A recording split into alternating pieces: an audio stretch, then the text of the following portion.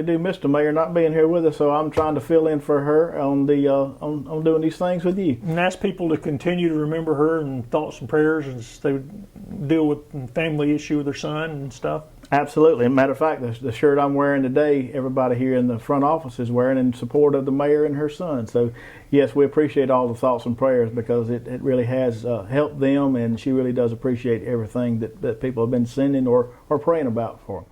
Police Department, we've just got a new grant from the Department of Public Safety for 17 body cameras and 17 in-car cameras. So that recently has come through, and we're looking forward to getting everybody equipped with those necessary items to make them safer. Also, we've got a $48,000 vehicle from the Department of Public Safety for a new SRO officer's vehicle that'll be stationed down here at the Belton Elementary School. And I guess probably the main thing right now that's is a plus is we're fully staffed at the present time, and that's usually unusual right now for law enforcement and us as well. So, but we are fully staffed right now based off of what Chief Ritchie's told me and them trying to recruit good quality officers, and it's doing real well. Events went well. You know, unfortunately, we have had a lot of rain during some of our events. We had trick-or-treating this year again. Brown Avenue and the City Square, unless you were here to see the numerous people that we had that go up and down the street of Brown Avenue. I think we probably had close to 5,000. It's probably our biggest one we've ever had as far as the amount of people that turn out this year. And we're glad for it because people are getting out, and it helps our restaurants when they come to Belton to trick or treat, and we just enjoy having it. Standpipe Festival was good considering I think we had either a storm come through or a hurricane that was lurking in the winds, and it was a last call that Lori, she made the call to have it, and she appreciated what the weatherman made happen, and it worked out well. It was a good crowd considering that we weren't supposed to have it. And you had a new concert series in the summer this year, right? Yes, the Downtown Sounds was funded by a grant that we applied for last year. It was a big success as far as the concerts that we had. We are going to try to move into that again this coming year, and hopefully it'll be another big success for us again coming up next year, starting in the spring. We've got a lot of new construction going on. That's probably the biggest thing we have going on right now. People are coming to Belton and getting property to purchase to build a new house. It's unbelievable that the amount of housing that's going up. It's going up everywhere as far as, you know, in Anderson County, period. But Belton is starting to see a lot of growth as far as housing and housing developments come, and that helps us out a lot as well. Business, we have had some new businesses come into town. That's fluctuating. That happens all the time. That they come and go. Some do, but we're steady and strong with what we have. And again, we've had a couple. How about ARP funding? Y'all got some extra funds from the Recovery Act. What are y'all doing with that money? That's a good question. We took some of our funds that we've used to give employees a stipend again this year to help our employees. We have got in the state fund, we've applied for over a $12 million grant, help with some water and sewer projects, some lift stations. That's going to be a big asset to our new construction and our sewer upgrades for the city of Belton. So we have got a good bit of ARPA funds as well. Recreation Department, we, as you know, we hosted the 2022 Dixie Youth Series with help of Anderson County. And as a matter of fact, in June of 2023, they're going to be holding the 8, 10, and 12 and under district tournaments in Anderson County again. So that's a big event coming up.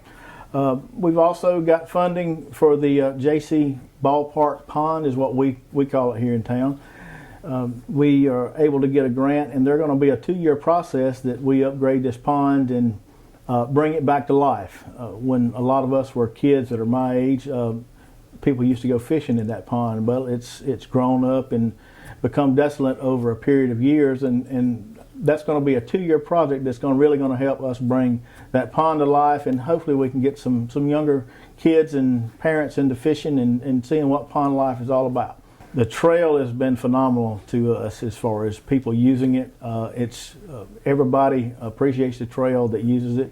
And even with this upcoming trail that they're doing a study on for Anderson County, we hope that comes in and see how that takes off after they do this study, and maybe it'll tie us into that, and we'll go from there. But the walking trail, the bubblegum trail has been phenomenal as far as people getting out and exercising.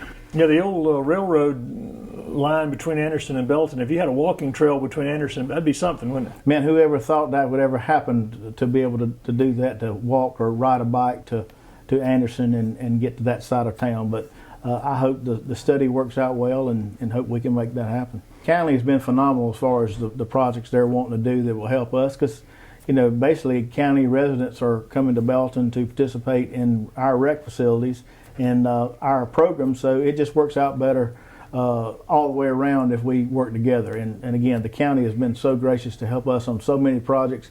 We just can't thank them enough for the working relationship we have with the county. Since we've installed the new kayak launch site at the Michael W. Gambrill kayak launch facility, it's amazing as far as the people that use that launch site for duck hunting.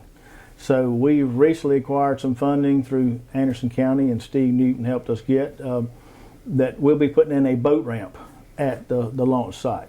So that's going to be the next phase that hopefully we'll get started on in the springtime, and be able to put a paved boat ramp in there for people that use it, to the ones that go duck hunting. And it's just amazing how many boats and trucks that you see parked down there rather than kayaks. So we look forward to that and trying to step that up another notch to be able to make it a complete facility. Yeah, the Saluda River and that whole Blue Trail has been a real boon for Belton, hasn't it? Absolutely, it has. I think it's worked out for a lot of us around in the area, as far as people that are using the facility, using other areas to come down to where we are, and just being able to put in here to either go up or down the river without any trouble is what's really helped ours take off. We actually ordered 2 new fire trucks last year, as a matter of fact, and hopefully we'll be getting delivery from those here in the next couple of months. They've been pushed back several times due to construction and supplies, so they're facing the same problem. And the other thing that we're getting is the Belton EMS has recently decided to donate that building back to the city. We're going to use it for, not fully decided everything we're going to do with it, but the fire department will come to play in the use of that facility for as equipment storage and being able to use it at that point. We hope to make it a totally complete building with other parts of the city using it as well. But we're looking forward to that. Duke Energy granted us 2 charging stations for electric vehicles.